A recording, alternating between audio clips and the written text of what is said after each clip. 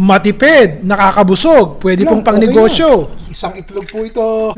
Lagyan na natin ng kalahating kutsaritang asin, kalahating kutsaritang paminta.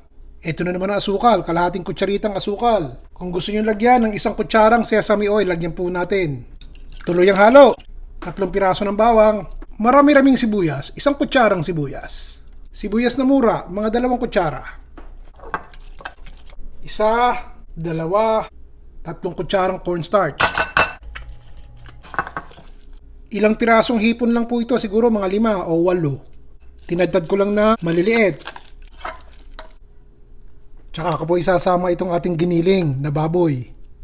Haluin na natin. O, ito po ang wrapper natin. Ilalatag ko muna ha. Ito po'y tubig.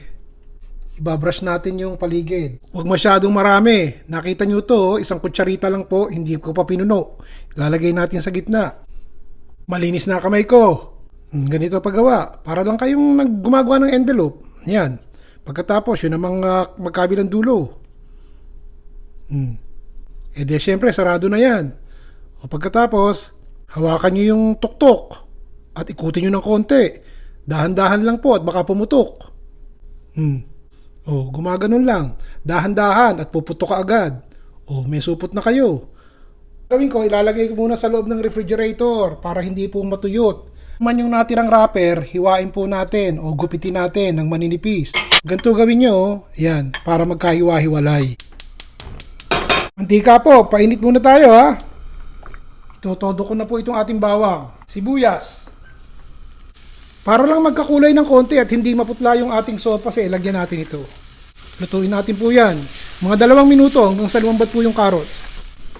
Paminta at patis. O, lalagyan ko na po ng sabaw. Ito po ay kaldo. 5 tasa po ito Ang ginawa ko dito sa kaldo, pinakulo ko po yung kahit anong buto. Buto ng manok, buto ng baboy. Wag lang butong pakwan at hindi po maganda yon. Ayun, manok o baboy. Pakukuluin po natin yan.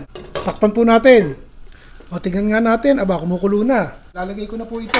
Kung ito po ititinda nyo, huwag nyong ilalagay sa kumukulong tubig hanggat hindi umu-order yung customer. At sayang, magkakalabsak-labsak. Malaki po ang tubo nyo rito mga kaibigan. Nakita nyo naman ang tinakbo ng ating hiniling na baboy at konting hipon. Aba, takpan po natin. Okay. Pagkatapos ng 1 minuto, napapansin ko naman unti-unti na lumulutang yung ating wonton, di ba? Hilaw pa po yan. Pero bago natin tuluyang maluto, ilagay na po natin tong ating ginupit-gupit na wonton wrapper. Papasarap din yan. Kikita kayo ng malaki. Dahil wala naman laman to Ito po ang gagamitin ko, yung rubber. Mas maganda para hindi po magkadurog-durog yung ating wonton. Takpan. Luto. Lumulutang na. Ang gandang tignan, no? O, bago nyo hanguin, lagyan na po natin ng sibuyas na mura. Para magandang tignan, di po ba?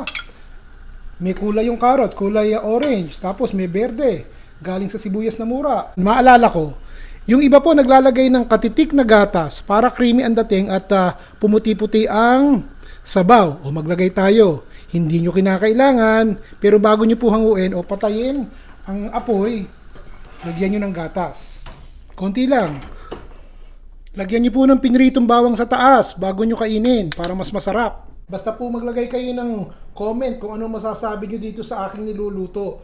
At kadalasan naman po sa inyo ako kumukuha ng idea kung ano lulutuin susunod. Ron Bilaro po. Bye everybody!